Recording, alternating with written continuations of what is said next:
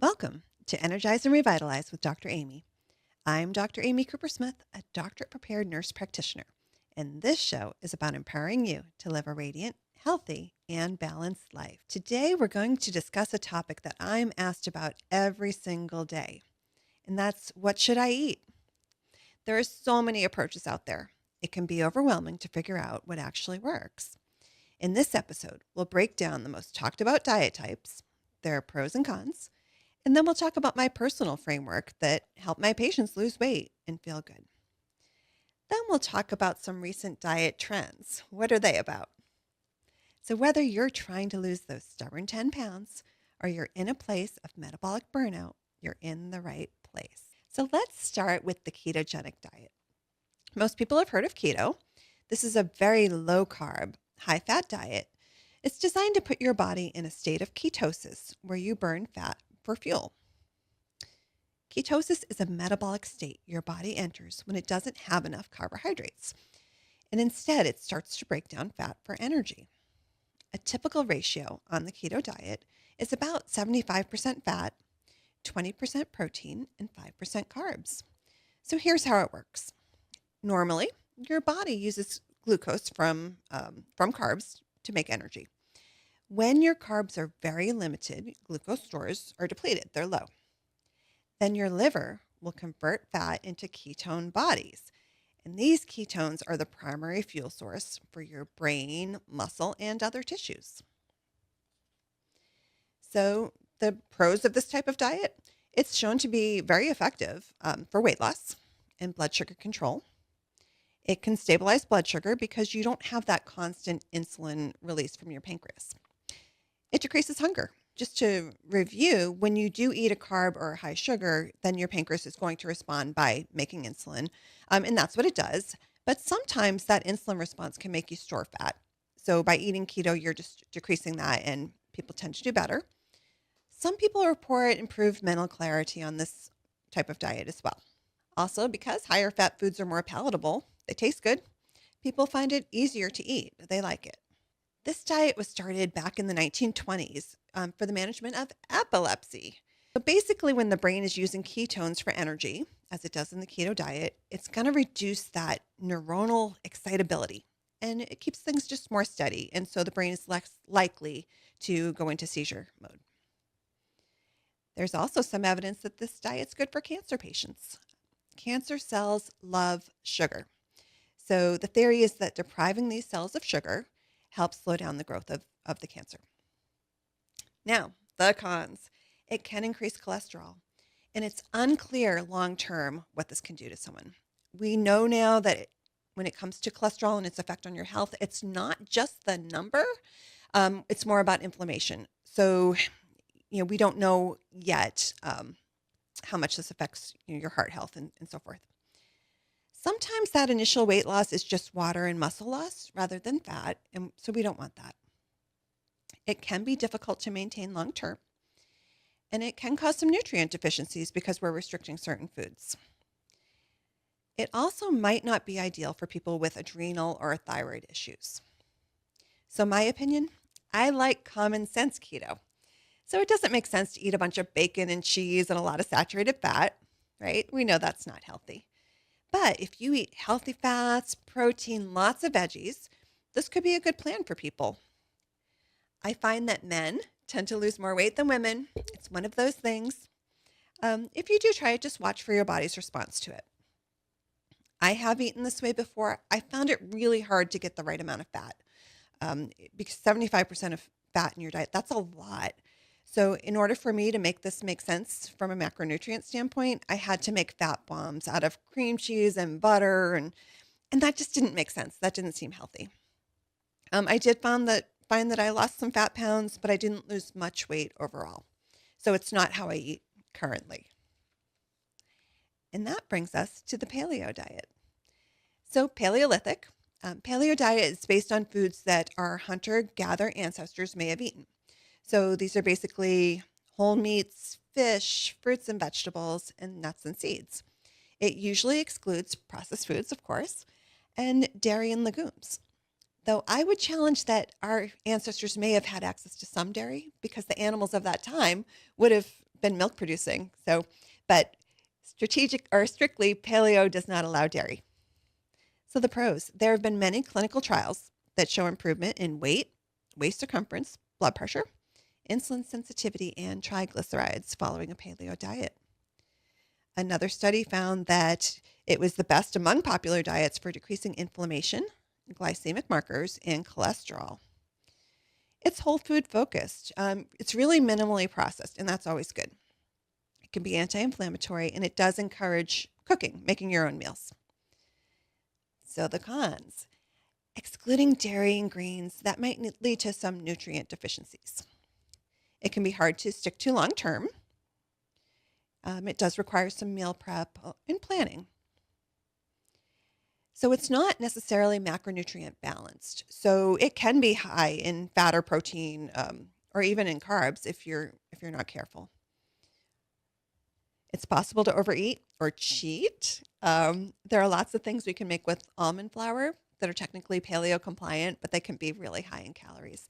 So I really want people to be cautious with if they make paleo treats with it. That's okay once in a while, but it should be considered a treat. It does eliminate processed food, processed food is almost never good. So I do like that.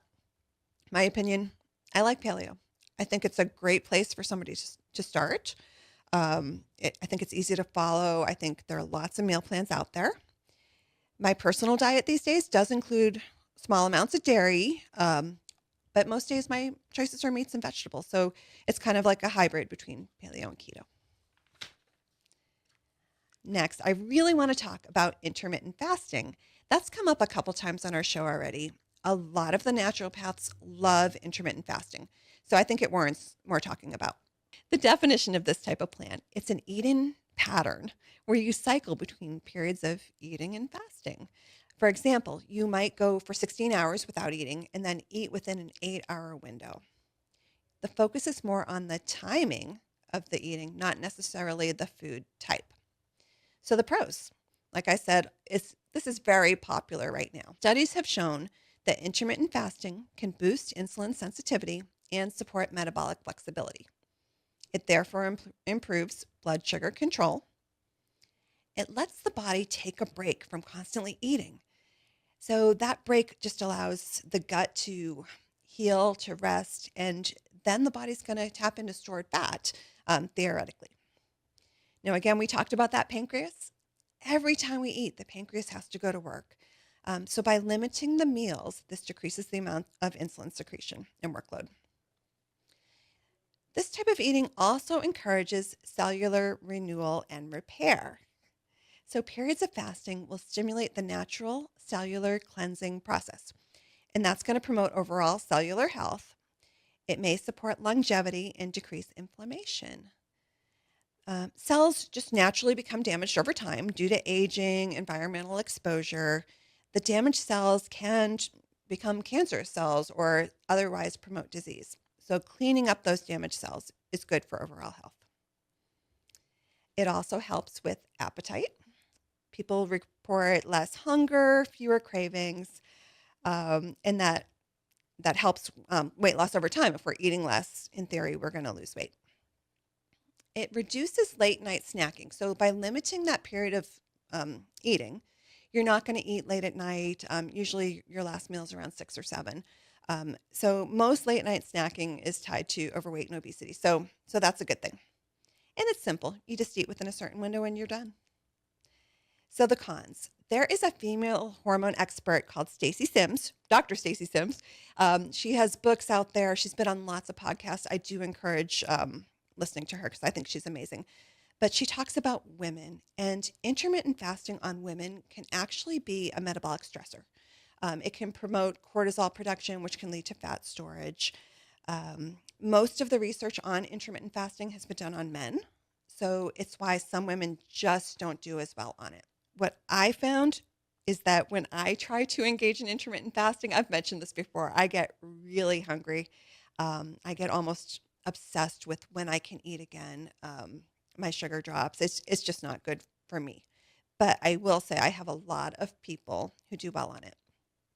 It's very important that if you are engaging in intermittent fasting that you're getting enough protein. because if we don't get enough protein, we can have our lean muscle loss. And we know that that's linked to illness of aging. Healthy aging really relies on us maintaining our muscle as we get older. Also, another potential con is after a period of fasting, people can have binging episodes, right? Because they feel deprived. Now, years ago, all the experts recommended breakfast. They said breakfast is the most important meal of the day. And we went by that. And since intermittent fasting has come along, they've said, no, maybe that's not true. But I will say earlier in my career, when we were talking about breakfast, many of my obese or overweight clients were skipping breakfast. And then their first meal of the day was quite large. They were also eating later into the night. And I think that's maybe why they weren't hungry in the morning. So again, I think there's a lot of merit to intermittent fasting, but I do think you need to proceed with caution. And if you do it, make sure you're getting good quality foods during that window of eating. And next, I really want to talk about plant-based eating. So this isn't something that I'm necessarily an expert in, but it comes up often. I have some clients that prefer to be plant-based, whether it's for health or for ethical reasons. So the definition of a plant-based diet: it's a diet centered mostly on plants, fruits, vegetables, grains, legumes, nuts, and seeds. Some people will include a small amount of animal products, like eggs or cheese even. But if somebody is what's called vegan, that's very strict, and there is absolutely no animal product for those people. And even sometimes honey they won't eat because they feel that bees are maybe not treated appropriately. Most people who adhere to that type of diet feel very, very strongly about it. So if you ever have a conversation with a vegan about why they're a vegan, just respect them because they, like I said, they're very passionate about why they do what they do. Now, there are many health advantages to eating plant-based. It has been linked with lower rates of cardiovascular disease, less diabetes, and sometimes decreasing cancer risk.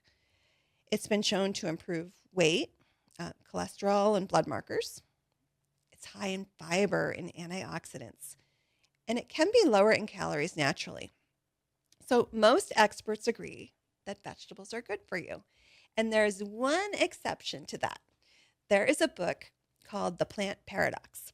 So this was written by Dr. Stephen Gundry, and he is very popular among podcasts right now. He's all over Facebook, so you may have heard of him.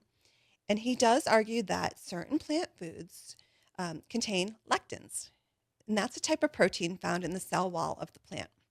So the purpose of this lectin is to protect the plant from predators. And so the theory is that if humans ingest lectins, it's going to promote inflammation in the gut and can cause leaky gut, certain autoimmune diseases. So those certain plants that are more likely to cause inflammation can be beans and grains and nightshades. So nightshades are things like eggplant, tomatoes, peppers. So I do worry about my plant-based friends. They run a risk of having gaps in nutrition in terms of B12, iron, omega-3 fatty acids.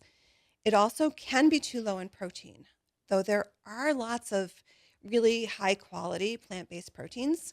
But I feel like it's something that you have to pay close attention to.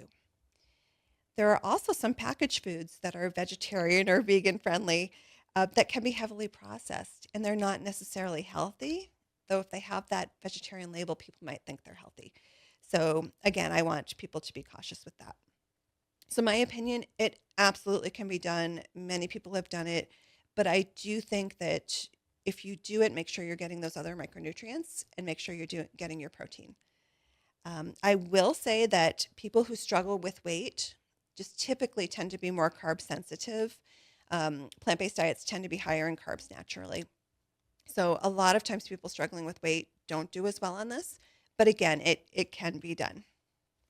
We're going to pause for a break from our sponsor. You're listening to Energize and Revitalize with Dr. Amy. Don't go anywhere. We'll be right back. Welcome back to Energize and Revitalize with Dr. Amy. I'm Dr. Amy Coopersmith, and before the break, we were talking about types of popular diet plans and the pros and cons. We talked about keto and paleo and plant-based eating. Now I'd like to just talk for a moment about my plan. What I did was took all this information and combined it into a guide for weight loss for my clients. And it's called Dr. Amy's Guide to Weight Loss and Wellness. So I mentioned before my personal eating habits, tend to be a hybrid between keto and paleo. It tends to be based on a good quality protein, vegetables, healthy fats. Each meal tends to have about 30 grams of protein. I feel that's very important for both weight loss and also maintenance of our muscle. It tends to be very balanced. It's very macronutrient balanced. I've done all that math, so you don't have to. Because of that, we don't have as many sugar crashes. Our blood sugar stays nice and stable where it needs to be, so we feel better on it.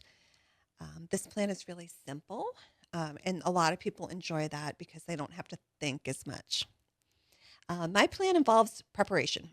So with meal prep, the guide includes step-by-step instructions so you know exactly what steps to take to batch your meals. It takes a little bit of time up front, but then during the week when you're busy, your meals are made, you just grab it and go. You don't have to think about it. Everything has cons. This plan is kind of boring. You eat the same thing for several days in a row. And I'm not a chef, so these recipes were modified to make them macronutrient balanced and healthy. I plan in the future to do a collaboration with a chef and make them tastier because I think people would really like that. But overall, it is a good place to start, which is why we include it as part of our weight loss program at Amethyst Wellness. So now I would like to talk about some of the trends, some of the fads. People come in and they ask me, they heard about something on TikTok or they heard a friend try something and they ask my opinion. So I decided to do some research for the show just to see what we find out. So the first thing I want to talk about is the sugar diet. That's right. This is the opposite of keto. It is high carb, low fat, and low protein. In fact, up to 90% is going to be carbs in the form of fruits, grains, honey, and syrup. So on the podcast, this has been very popular with muscle builders. My husband, in fact, was listening to a podcast. He came running in and said, I've got a diet for me. It's called the sugar diet. And honestly, I thought it was a joke because these muscle builders are eating sugary cereal, donuts, and losing body fat. But other people, as they started to ask me about it, I said, okay, maybe there's something to it. So there is some science behind eating a diet high in sugar. And here it is. There is a hormone called the fibroblast growth factor 21. This is a hormone secreted from the liver, and it becomes elevated when you have a diet high in carbohydrate and also low in protein. This is going to regulate how the body burns fat. It enhances glucose uptake in the muscle, increases metabolic rate. It also makes you crave protein, but on this plan, you don't get to eat the protein. The cons. I couldn't find any real research to suggest that this is a good way of eating. Maybe it's just too new. It's not out there yet. But on the other hand, historically, eating things high in simple sugar, it's again going to make your pancreas secrete insulin, which is going to lead to highs and lows of your sugar and ultimately fat storage. Sugar also can be inflammatory and increase hunger. So normally before I give my opinion, I'll try a plan. My husband loves sugar and he did offer to test this for us, but in good conscience, I couldn't recommend it. But then I remembered that I actually inadvertently did this plan when I was in college in the 90s. So during the 90s, it was a very popular time for low fat. Everything was low fat, fat-free, Snackwell cookies, reduced fat. So I ate cereal, rice, potatoes. I also ate fruits and vegetables. I ate very little protein and almost no fat. I thought I was being healthy. I couldn't understand why my weight was going up and I was really getting fat. At the time, I was in Army ROTC, and every month we had a PT test with weigh-in, and I would fail my weigh, and I'd have to get taped. And, when you're a girl and they tell you you're fat every month, it's not good. And again, I was convinced I was being healthy, and, I just couldn't understand it. It wasn't until when I met my husband and we were eating meat with every meal that I knew I had to cut back on some of those other things. And then somehow I just started losing weight. And I said, oh, too many carbs, not good. Why I think this can work for some people. Let's say we have somebody who's a muscle builder and they've been really strict and restricting carbs for a period of time. I do think it's possible when they reintroduce carbs that can cause a favorable response in their bodies. I would prefer to see people eating healthier carbs, like sweet potato, even regular potato fruit. I think that would be better than high fructose corn syrup, sugar sweetened cereals. The people following this plan are also doing a lot of juices and things like that. When you have the juice and you remove the fiber from it, it's just going to really spike your sugar. It's really not the best way to consume your fruit. So for most people, please don't do this. Now, the carnivore diet is another one that's been talked about recently. So carnivore, an all animal food diet consisting mostly of meat, fish, eggs, animal fat. It does exclude all plant foods and all grains. So the pros, it's very simple. It eliminates processed foods. It's tasty for your meat eaters. Some people report relief from autoimmune symptoms or digestive issues. And the high protein intake can help support your muscles. Now the cons, it's lacking in fiber. I really worry about constipation for somebody who's not eating any plants. I don't think that's very good for you. Also, there are a lot of micronutrients in plants that you're just not going to get from strictly meat. So again, it might lead to some nutrient deficiency. The long-term effects on gut health and heart health haven't been studied in this. It can be socially restrictive. And most experts, except for what we mentioned earlier, most experts believe we should eat vegetables. Long-term exclusion of plant foods could increase risk for nutrient deficiencies and chronic disease. I agree that most people should eat vegetables. If somebody does have inflammation, autoimmune disease, or they might need to limit certain types of vegetables, like the nightshades we mentioned earlier, and do more leafy greens. Now, an exception, if you have someone that doesn't eat meat anyway, we all know those. If you have somebody who doesn't eat vegetables anyway, and we all know those people that they just won't eat vegetables, well, this might not be the worst plan for them because it is eliminating processed foods. So you're not having any junk food. I would definitely recommend a fiber supplement and vitamins if you're going to do this. But again, most people should probably do something a little more balanced. So the next one, this is a new one I just stumbled across in a podcast, and I thought it was interesting. So we're going to talk about the protein-sparing modified fast. So what this is a lower calorie, high protein diet designed for short-term but rapid fat loss while preserving lean muscle. So it's actually been around for many years. And the problem is we know now that if we go very low calorie, that eventually that's going to slow down metabolism. So there was a time when, obesity clinics were prescribing 500 calorie diets. That's just not sustainable. It's just not healthy for most people. So this particular plan can be low in calories on those particular days, but the way it's meant to be done now is just 2 days a week. So you wouldn't necessarily go into that starvation mode. That's the theory. So the pros, it can be highly effective for short-term fat loss. Because it's high in protein, you're going to preserve your lean muscle. It can help kickstart weight loss for people struggling, maybe after a vacation or some period of indulgence where we need to get that weight off. I think it could have some merit. So the cons, historically, if your calories are too low, your thyroid function is going to slow down, and it's going to eventually slow down your metabolism. It can also increase cortisol response, which we know stores fat.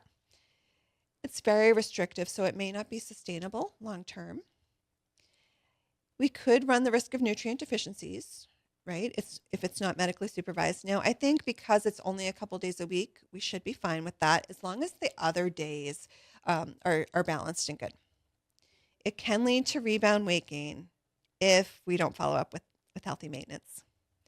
So again, short-term intervention, this could be something. I think it warrants more looking into. If you do it, please don't do it more than 2 days a week and for a set period of time.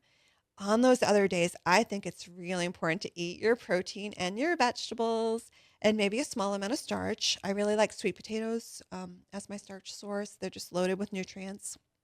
Make sure you're hydrated and watch your body's response.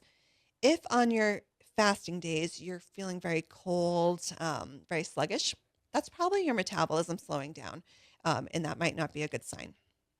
I think short term, it might have potential. So I think we'll research more about this and follow back around. And the final fad diet we're going to talk about, it's not so much of a fad. It's called carb cycling. And this has been around for a while. It's very popular among bodybuilders. What this strategy is you alternate between high carb days and low carb days. So it's made to support fat loss while you're still having enough energy for your training. The pros, it supports your athletic performance, which is really important. You have to have some carbs to do what you want to do in the gym, but it's still promoting fat loss. It's flexible. It allows for those higher carb days, and you can kind of plan them around your higher intensity workouts when you need them. It might be psychologically easier than the lower carb diets. But the cons, it can be complicated and it requires a lot of planning. Not necessarily best for the average person, but I do think it could work. And again, I would like people to choose higher quality carb sources. So that's a summary of some popular diets. I hope you all enjoyed it. So after all that, the question is, what should you eat? Well, it depends where you're starting. Good answer, right? So if you're eating a lot of processed foods, fast food, well, we know that's not good for us. So decrease or eliminate those foods. If you're drinking a lot of sugar sweetened beverages, that's usually a good place to cut down or eliminate. Now, if you're already eating healthy and you're stuck, you're at a weight plateau or you just don't feel great, then it's time to change things up. Take one of these plans, especially the ones that I felt were more favorable. If it makes sense to you, give it a try. Watch and see how your body feels. Now, if you're trying to lose weight, I highly recommend measuring your body composition with a body composition scale because we want to make sure that you're losing fat pounds and not muscle pounds. We have it at our clinic, of course, at Amethyst Wellness, but a lot of your gyms are going to have these devices as well. So I think a lot of people do have access to it. If you want to try my plan, head over to my website, amethystwellness.com, and download the Dr. Amy's Guide to Weight Loss and Wellness. There you'll have meal prep guidelines, a protein cheat sheet, and lots of really great information. But remember, what works for one person might not work for another. Sustainability is the biggest factor. I recommend that rather than chasing fads, find a style of eating that supports your lifestyle and your long-term health. And when you find that, give it the does it make sense test. I want to thank everyone for listening to Energize and Revitalize with Dr. Amy. If you have experience with any of these plans and want to share your insight, I really do want to hear it. Also, if there are other topics you want to hear about, please send me an email to radiantpodcast2025@gmail.com.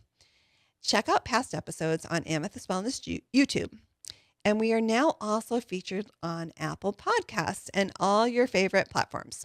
So please subscribe and leave a 5-star review with a quick comment.